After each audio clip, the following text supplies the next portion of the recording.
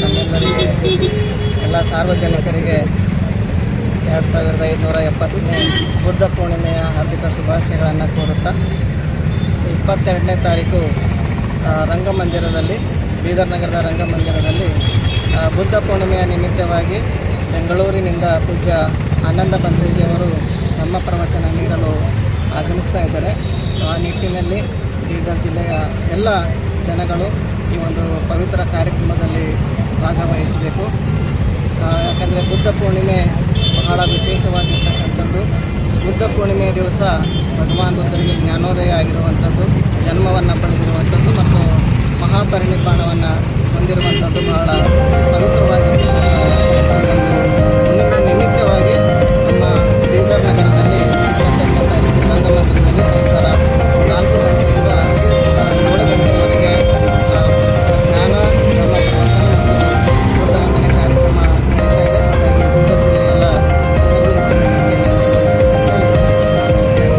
ಹೆಚ್ಚಿನ ಸಂಖ್ಯೆಯಲ್ಲಿ ಕಾರ್ಯಕ್ರಮ ಧರ್ಮ ಪ್ರವಚನ ಕಾರ್ಯಕ್ರಮ ನಡೀತಾ ಇದೆ. ನಮ್ಮ ಬೀದರ್ ಜಿಲ್ಲೆಯ ಎಲ್ಲ ಸಾರ್ವಜನಿಕರು ಉಪಾಸಕರು ಸುದೀರ್ಘ ಆ ದಿನದ ಸದುಪಯೋಗವನ್ನು ಎಲ್ಲ ಬೀದರ್ನ ಮಹಾಜನತೆ ಮುಂದೆ ಡಾಕ್ಟರ್ ಆನಂದ ಮಹಾಬೋಧಿ ಸ್ವಾಮಿ ಬೆಂಗಳೂರವರು ಅವರು ಧರ್ಮ ಪ್ರವಚನವನ್ನು ಮುಗಿಸ್ಕೊಡ್ತಾರೆ.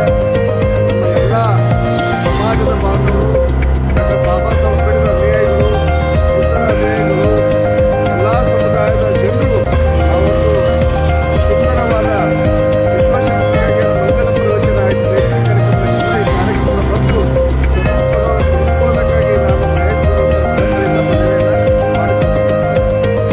ಡಾಕ್ಟರ್ ಬಾಬಾ ಸಾಹೇಬ್ ಅಂಬೇಡ್ಕರ್ ಅವರನ್ನು ಸ್ಮರಿಸುತ್ತಾ ಈ ಬುದ್ಧಿ ಸೊಸೈಟಿಯ ಬಗ್ಗೆ ರಾಷ್ಟ್ರೀಯ ಮಹಾಪೋಷಕರು ವೀರೇಂದ್ರ ಅಂಬೇಡ್ಕರ್ ಕಾರ್ಯಾಧ್ಯಕ್ಷರಾಗಿರ್ತಕ್ಕಂಥ ಆದರಣೀಯ ಡಾಕ್ಟರ್ ವಿಶ್ವೇಶ್ವರ ಅಂಬೇಡ್ಕರ್ ಇವರ ತುಂಬ ಕಾರ್ಯಕ್ರಮದ ದೇವರನ್ನು ಸ್ಮರಿಸುತ್ತಾ ತಮ್ಮೆಲ್ಲರಿಗೂ ಗೊತ್ತಿರುವ ಹಾಗೆ ಬೀದರ್ ಜಿಲ್ಲೆಯಲ್ಲಿ ದಿನಾಂಕ 22/4/2026 ಬೀದರ್ ಜಿಲ್ಲೆಯಲ್ಲಿ ಒಂದು ಬಹುದೊಡ್ಡ ಕಾರ್ಯಕ್ರಮ ನಡೆಯಲಿದೆ.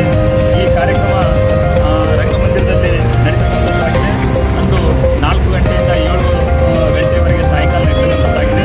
ಈ ಒಂದು ಕಾರ್ಯಕ್ರಮದಲ್ಲಿ ಪೂಜ್ಯ ಬಂತೆ ಆನಂದ್ ಮಹಾತ್ಮರು ಮಹಾಬೋಧಿ ಸೊಸೈಟಿ ಬೆಂಗಳೂರವರು ಬಂದು ಈ ಒಂದು ಕಾರ್ಯಕ್ರಮ ಅತ್ಯಂತ ವಿನೂತನವಾಗಿ ಮತ್ತು ವೈಚಾರಿಕ ವಿಚಾರಗಳನ್ನು ಇಟ್ಟುಕೊಂಡು ಅವರು ನಮ್ಮ ಪ್ರವಚನ ಜೊತೆಗೆ ಮಂಗಲ ಮೈತ್ರಿ ಕಾರ್ಯಕ್ರಮ ಈ ಒಂದು ಬೀದರ್ ಜಿಲ್ಲೆಯಲ್ಲಿ ನಡೆಸಿಕೊಳ್ತಕ್ಕಂಥ ಬಹುದೊಡ್ಡ ಆಶಯಾಕಾಂಕ್ಷೆಗಳನ್ನು ಇಟ್ಕೊಂಡು ಈ ಕಾರ್ಯಕ್ರಮ ಆಯೋಜನೆ ಮಾಡಿದ್ದಾರೆ.